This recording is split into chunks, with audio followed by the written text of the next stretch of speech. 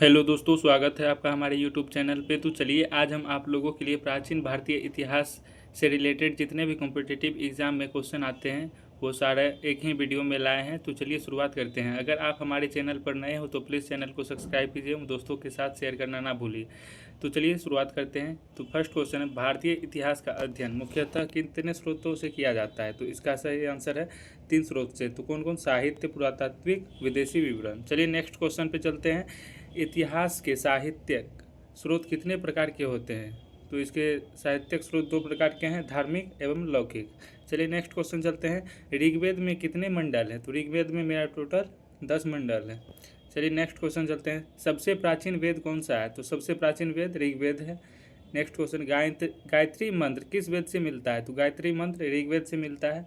Next question, भारतीय संगीत का उल्लेख किस वेद में मिलता है? तो भारतीय संगीत का उल्लेख सामवेद में मिलता है। चलिए नेक्स्ट क्वेश्चन चलते हैं।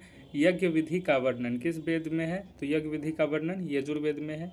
नेक्स्ट क्वेश्चन, जादू टोना एवं तंत्र मंत्र का वर्णन किस वेद से मिलता है? तो जादू टोना एवं तंत्र मंत्र का वर्णन अर्थववेद से मिलता है। नेक्स्ट क्वेश्चन, वेदों की व्याख्या करने वाला ग्रंथ क्या कहलाता है? तो वेदों की व्याख्या करने वाले ग्रंथ क्या कहलाते हैं? ब्राह्मण ग्रंथ। चलिए नेक्स्ट क्वेश्चन चलते हैं। उपनिषदों की कुल संख्या लगभग कितनी मानी जाती है? तो उपनिषदों की कुल संख्या टोटल 108 मानी जाती है। उपनिषदों को क्या कहा जाता है? तो उपनिषदों को वेदांत कहा जाता है। चलिए नेक्स्ट क्वेश्चन चलते हैं। रामायण के रचयिता कौन है? तो रामायण के रचयिता महर्षि वाल्मीकि है। चलिए नेक्स्ट क्वेश्चन चलते हैं। महाभारत के रचयिता कौन है? तो महाभारत के रचयिता महर्षि वेदव्यास है। चलिए नेक्स्ट क्वेश्चन चलते हैं। महाभारत का प्राचीन नाम क्या था? तो महाभारत का प्राचीन नाम जय संहिता था। चलिए नेक्स्ट क्वेश्चन, महाभारत में कितने श्लोक हैं? तो महाभारत में लगभग 1,00,000 श्लोक हैं। चलिए नेक्स्ट क्वेश्चन चलते हैं। बौद्ध धर्म के त्रिपिटक किस भाषा में लिखे गए हैं? तो बौद्ध धर्म में त्रिपिटक पाली भाषा में लिखे गए हैं। नेक्स्ट क्वेश्चन, जैन धर्म का प्रमुख ग्रंथ क्या है? जैन धर्म का प्रमुख ग्रंथ आगम है। चलिए नेक्स्ट क्वेश्चन, कौटिल्य द्वारा रचित ग्रंथ कौन सा है? तो कौटिल्य द्वारा रचित ग्रंथ अर्थशास्त्र है। चलिए नेक्स्ट क्वेश्चन चलते हैं। अर्थशास्त्र किस काल की जानकारी देता है? तो अर्थशास्त्र मौर्य काल की जानकारी देता है। चलिए नेक्स्ट क्वेश्चन, राजतरंगिणी के लेखक कौन है? तो राजतरंगिणी के लेखक कलहन है। चलिए नेक्स्ट क्वेश्चन चलते हैं। राजतरंगिणी किस क्षेत्र का इतिहास बताती है? तो राजतरंगिणी कश्मीर क्षेत्र का इतिहास बताती है। नेक्स्ट क्वेश्चन, हर्ष चरित्र के लेखक कौन है? तो हर्ष चरित्र के लेखक बाणभट्ट है। चलिए नेक्स्ट क्वेश्चन चलते हैं। हस्त्र चरित्र किस शासक से संबंधित है? तो हर्ष चरित्र हर्षवर्धन शासक से संबंधित है। नेक्स्ट क्वेश्चन, मुद्रा राक्षस के लेखक कौन है? तो मुद्रा राक्षस के लेखक विशाखादत्त है। नेक्स्ट क्वेश्चन, मेगास्थनीज किसका राजदूत था? तो मेगास्थनीज सेकुलस निकेटर का राजदूत था। नेक्स्ट क्वेश्चन, मेगास्थनीज ने कौन सी पुस्तक लिखी? तो मेगास्थनीज ने इंडिका पुस्तक लिखी। नेक्स्ट क्वेश्चन चलते हैं। इंडिया किस काल की जानकारी देता है? तो इंडिया मौर्य साम्राज्य की जानकारी देता है। इंडिका किस काल की जानकारी देता है? तो इंडिका मौर्य साम्राज्य की जानकारी देता है। नेक्स्ट क्वेश्चन, भारत आने वाला पहला यूनानी यात्री कौन था? तो भारत आने वाला पहला यूनानी यात्री मेगास्थनीज था। नेक्स्ट क्वेश्चन, फाहियान किस देश से आया था? तो फाहियान चीन देश से आया था। नेक्स्ट क्वेश्चन, फाहियान भारत किस शासक के समय आया था? तो फाहियान चंद्रगुप्त द्वितीय के शासन के समय आया था। नेक्स्ट क्वेश्चन, ह्वेनसांग भारत किस शासक के समय आया था? तो ह्वेनसांग भारत हर्षवर्धन के शासन के समय आया था। ह्वेनसांग किस देश का यात्री था? तो ह्वेनसांग चीन देश का यात्री था। नेक्स्ट क्वेश्चन, अलबरूनी भारत कब आया? अलबरूनी 11वीं शताब्दी में भारत आया था। अलबरूनी ने कौन सी पुस्तक लिखी? तो अलबरूनी ने तहकीक ए हिंद पुस्तक लिखी थी। नेक्स्ट क्वेश्चन, इतिहास के पुरातात्विक स्रोतों में प्रमुख क्या है? तो इतिहास के पुरातात्विक स्रोतों में अभिलेख, सिक्के, स्मारक प्रमुख हैं। नेक्स्ट क्वेश्चन, अशोक के अभिलेख किस लिपि में है? तो अशोक की अभिलेख ब्राह्मी लिपि में है। नेक्स्ट क्वेश्चन, ब्राह्मी लिपि को किसने पढ़ा? तो ब्राह्मी लिपि को जेम्स प्रिंसेप ने पढ़ा। नेक्स्ट क्वेश्चन, अशोक के अधिकांश अभिलेख किस भाषा में है? तो अशोक के अधिकांश अभिलेख प्राकृत भाषा में है।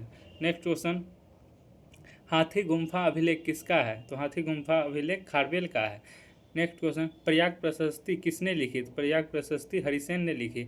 नेक्स्ट क्वेश्चन, प्रयाग प्रशस्ति किस शासक से संबंधित है? तो प्रयाग प्रशस्ति समुद्रगुप्त शासक से संबंधित है। नेक्स्ट क्वेश्चन, जूनागढ़ जूनागढ़ अभिलेख किस शासक से संबंधित है? तो इसका सही आंसर है रुद्रदामन प्रथम से संबंधित है।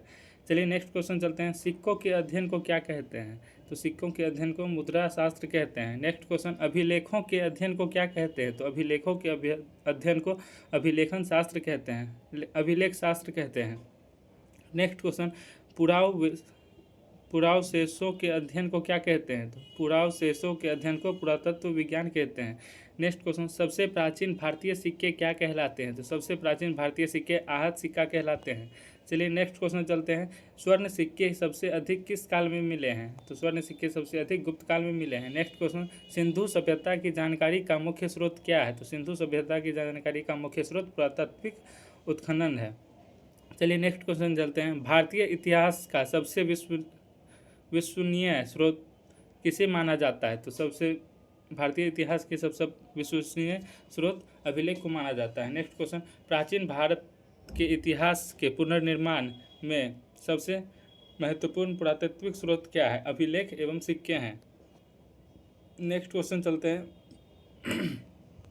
वेदांगों की संख्या कितनी है? तो वेदांगों की संख्या 6 है। नेक्स्ट क्वेश्चन, शिक्षा वेदांग का संबंध किससे है? शिक्षा वेदांत का संबंध उच्चारण से है। नेक्स्ट क्वेश्चन, कल्प वेदांग का संबंध किससे है? तो कल्प वेदांत का संबंध यज्ञ विधि से है। नेक्स्ट क्वेश्चन, व्याकरण वेदांग के प्रमुख आचार्य कौन थे? तो व्याकरण वेदांग के प्रमुख आचार्य पाणिनि थे। नेक्स्ट क्वेश्चन, पाणिनि की प्रसिद्ध रचना कौन सी है? तो पाणिनि की प्रसिद्ध रचना अष्टाध्यायी है। चलिए नेक्स्ट क्वेश्चन चलते हैं। अष्टाध्यायी से किस युग की जानकारी मिलती है? तो अष्टाध्यायी से उत्तर वैदिक युग की जानकारी मिलती है। नेक्स्ट क्वेश्चन, पतंजलि द्वारा रचित ग्रंथ कौन सा है? तो पतंजलि द्वारा रचित ग्रंथ महाभाष्य है। नेक्स्ट क्वेश्चन, महाभाष्य किस भाषा में लिखा गया? तो महाभाष्य संस्कृत भाषा में लिखा गया है।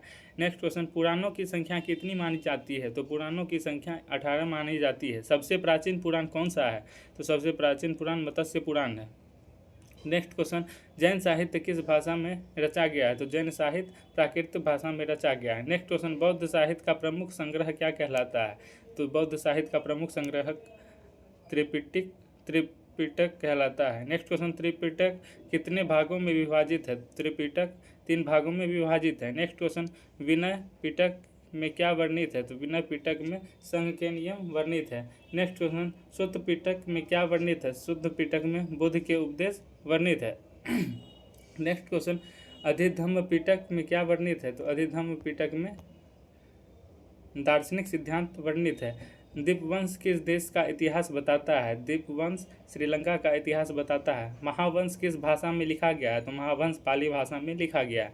संस्कृत भाषा का प्रथम महाकाव्य कौन सा है? तो संस्कृत भाषा का प्रथम महाकाव्य रामायण है। नेक्स्ट क्वेश्चन, संगम साहित्य किस भाषा में रचा गया है? तो संगम साहित्य तमिल भाषा में रचा गया है। नेक्स्ट क्वेश्चन पे चलते हैं। संगम साहित्य से किस क्षेत्र की जानकारी मिलती है? तो संगम साहित्य क्षेत्र से दक्षिण भारत की जानकारी मिलती है। संगम साहित्य का प्रमुख ग्रंथ कौन सा है? तो संगम साहित्य का प्रमुख ग्रंथ तोल्काप्पियम था। तोल्काप्पियम किस विषय का ग्रंथ है? तो तोल्काप्पियम तमिल व्याकरण का ग्रंथ है। इलंगो आदिगल ने कौन से ग्रंथ लिखे? तो इसने शिल्पादिकारम लिखे। मणिमेखले के लेखक कौन है? तो सत्तानार है इसके लेखक। नेक्स्ट क्वेश्चन, विदेशी यात्रियों के विवरण किस प्रकार के स्रोत हैं? तो विदेशी यात्रियों के विवरण साहित्यिक स्रोत हैं। नेक्स्ट क्वेश्चन, यूनानी लेखक हेरोडोटस को क्या कहा जाता है? तो यूनानी लेखक हेरोडोटस को इतिहास का जनक कहा जाता है। नेक्स्ट क्वेश्चन, टोलेमी कौन था? तो ये यूनानी भूगोलवेत्ता था। नेक्स्ट क्वेश्चन, प्लिनी किस देश का निवासी था? तो प्लिनी रोम देश का निवासी था। नेचुरल हिस्ट्री किसने लिखी? तो यह प्लिनी ने लिखा था। नेक्स्ट क्वेश्चन, फाहियान ने भारत की यात्रा कब की? तो फाहियान ने भारत की यात्रा 5वीं शताब्दी में की। नेक्स्ट क्वेश्चन, फाहियान ने किस ग्रंथ की रचना की? तो फाहियान ने फोको की रचना की। ह्वेनसांग भारत में कितने वर्ष रहा? तो ह्वेनसांग भारत में लगभग 15 वर्ष रहा। ह्वेनसांग ने किस विश्वविद्यालय में अध्ययन किया? तो ह्वेनसांग ने नालंदा विश्वविद्यालय में अध्ययन किया। इत्सिंग किस देश का यात्री था? तो इत्सिंग चीन की यात्री था। नेक्स्ट क्वेश्चन, इत्सिंग भारत कब आया? तो इत्सिंग भारत 7वीं शताब्दी में आया था।